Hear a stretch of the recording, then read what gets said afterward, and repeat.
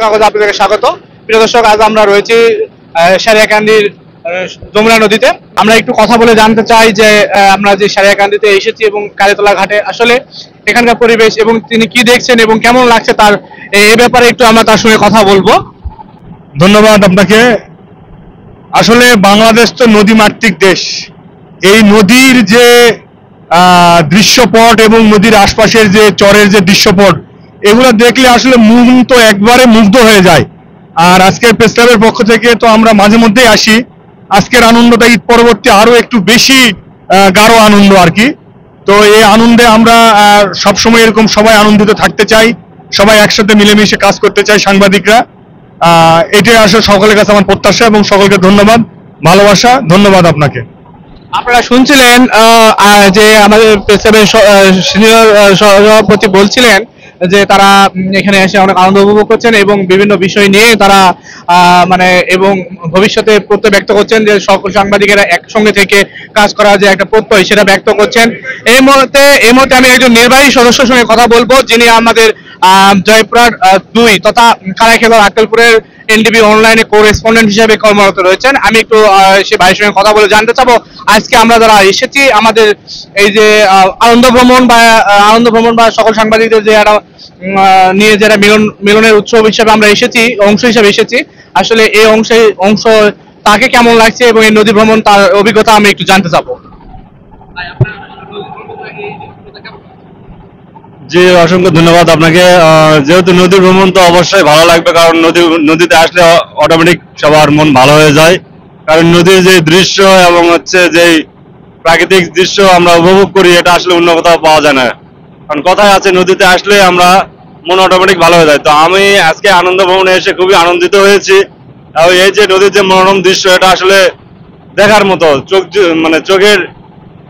চোখ জুড়ানো দৃশ্য আর কি। এটা দেখলে স্বাভাবিকভাবে সবারই ভালো লাগবে। তো আমারই প্রত্যাশা থাকবে যে সবাই যেন অন্ততপক্ষে সপ্তাহে বা এক মাসে হলেও যেন নদীর কাছাকাছি এসে যেন ঘুরে যায়, তাতে তাদের একটা মানসিক প্রশান্তি কাজ করবে। এটাই আমার সবার উদ্দেশ্য বলা। ধন্যবাদ। আপনারা শুনছিলেন যেমনটি উনি বলছিলেন যে নদী ভ্রমণে আসলে সকলের মানসিক যে প্রশান্তির একটা ব্যাপার রয়েছে, এই মানসিক প্রশান্তি সহ। আর আপনাদের জ্ঞাতার্থে একটু জানে রাখি যে আমরা যে সারিয়াকান্দি যে নদীটার ধারে রয়েছি, এই নদীটা কিন্তু খুবই নদী ভাঙ্গন এলাকা এবং একটা বন্যা কবলিত এলাকা। এটা কিন্তু প্রায় দেখা যায় যে বর্ষার সময় আসলে বা বন্যার সময় আসলে এটা কিন্তু পানির নিচে থাকে। আমরা এখন যদিও বা বর্ষার শুরুর দিকে আমরা এসেছি, এখন আপনারা একটু দেখলে বুঝতে পারবেন যে নদীর পানির লেভেলটা একটু নিচে রয়েছে, কিন্তু কয়েকদিনের মধ্যে এটা কিন্তু কানায় কানায় পরিপূর্ণ হয়ে যাবে এবং তারপর পরে কিন্তু নদী ভাঙনের একটা প্রবণতা দেখা দেয়। আর এই এলাকাটা বন্যার কারণে খুবই সারা বাংলাদেশের মধ্যে এলাকাটা বন্যা কবলিত এলাকা হিসেবে সকলেই জানে। আমরা সেই দিকে রয়েছি। আর যদি একটু দেখানোর চেষ্টা করি যে আমি যেখানে দাঁড়ায় রয়েছি বা বারাসিঘাট রয়েছে আমার পেছনে, এছাড়া আমরা অপোজিট পাশে রয়েছে জামালপুর রয়েছে।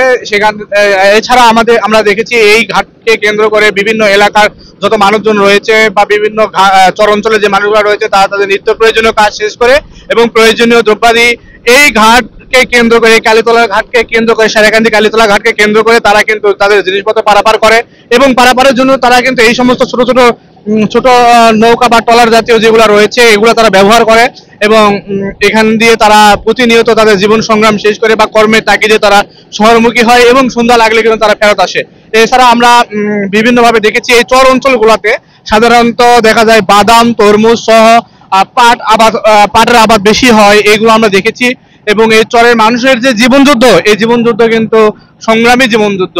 এবং আপনাদেরকে যদি আরেকটু দেখায়, আমাদের দূর ক্যামেরায় একটু দেখায় যে এই যে চরের মানুষ যারা রয়েছে তারা তাদের কর্ম শেষ করে তারা সেই ঘাটে দাঁড়ায় রয়েছে এবং কিছু পর্যটককে আমরা দেখছি যারা বিভিন্ন বালুর চরে নৌকা ভিড়িয়ে বিভিন্নভাবে তারা দাঁড়ে এবং এই যে চরে হাটে এবং পানির স্পর্শ নিয়ে তারা আনন্দ উপভোগ করছে শহরের কোলাহলের পাশাপাশি, শহরের কোলাহল মুক্ত জীবনে এবং নদীর যে সৌন্দর্য উপভোগ করতে তারা এখানে এসেছে। এই সারিয়াকান্দির এই ঘাটটা, কালীতলার এই ঘাটটা কিন্তু আসলেই বলা চলে বগুড়া তথা বৃহত্তর বগুড়া, জয়পুরহাট বগুড়া এই অঞ্চলটার মধ্যে কিন্তু আসলেই এটা প্রসিদ্ধ একটা ঘাট বলে আমরা সকলে জানি।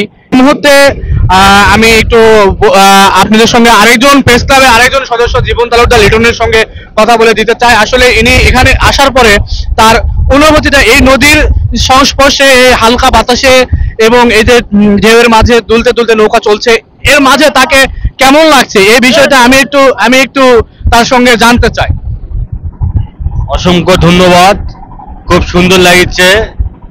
সারাকান্দি প্রেম যমুনা ঘাটে আসে, এত সুন্দর পরিবেশ, মনে হয় সারা জীবন এখানে থেকে যায়। মাঝে সাঝে আমাদের কালাই প্রেস ক্লাব থেকে আসা হয়, এটা খুব সৌন্দর্য লাগছে, এটা আমার জন্য ধন্যবাদ। আপনারা যেমনটা শুনছিলেন যে উনি মাঝে মধ্যে এখানে আসেন এবং এখানকার যে সুন্দর যে বিমোহিত হয়ে উনি যে কথাটা বলেছেন যে এখানে সারা জীবন থাকার মতো একটা কথা তিনি উল্লেখ করেছেন, তাহলে আমি যদি তার কথা একটু আপনাদের সঙ্গে সম্পৃক্ত করতে চাই তাহলে আপনাদেরকে বুঝতে পারবেন যে আসলে কতটা সৌন্দর্যে বিমোহিত হলে মানুষ সারা জীবন থাকার মতো চিন্তা ভাবনা করে। এবং আসলেই এখানকার কথা বলে বোঝানোর মতো নয়। আপনাদেরকে আমি যদি আরেকটু ক্যামেরাটা একটু যদি আমার হাতের বাম পাশে ঘোরানোর জন্য বলি, তাহলে দেখতে পাবেন যে অনেক পর্যটক কিন্তু সেখানে দাঁড়ায় রয়েছে। দূর ক্যামেরায় একটু যদি বোঝানোর চেষ্টা করি তাহলে বুঝতে পারবেন যে আসলে পর্যটকরা সেখানে দাঁড়ায় বিভিন্নভাবে তারা আনন্দ উপভোগ করার চেষ্টা করছেন।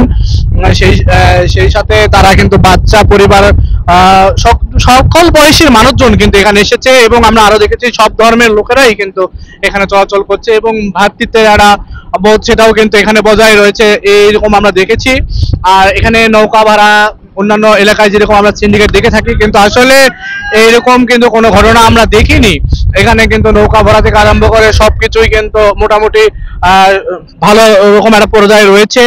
আর ভাড়াটারা সবকিছু স্বাভাবিক হওয়ার কারণে মানুষজন এখানে ভ্রমণ করেও খুব শান্তি পেয়েছেন এবং খুব সহজে খুব স্বল্প খরচে এখানে আসতে পারেন। এবং এখানে সিন্ডিকেট না থাকার কারণে সকলে ভালো পরিবেশ রয়েছে। আর এছাড়া এখানে প্রশাসনের অনেক ভালো কড়াকড়ি নজর রয়েছে। কড়াকড়ি নজর থাকার কারণে অন্য কোনো ধরনের সিন্ডিকেট বা এই ধরনের কোনো কিছু ঘটে না। সকল বয়সী সকল মানুষের জন্য এটা মোটামুটি ভাবে একটা বিনোদনের ভালো একটা পরিবেশ হয়ে উঠেছে। এ ছিল আমার কাছে সর্বশেষ। পরবর্তী কিছু দেখার জন্য অবশ্যই আমাদের সঙ্গে থাকুন।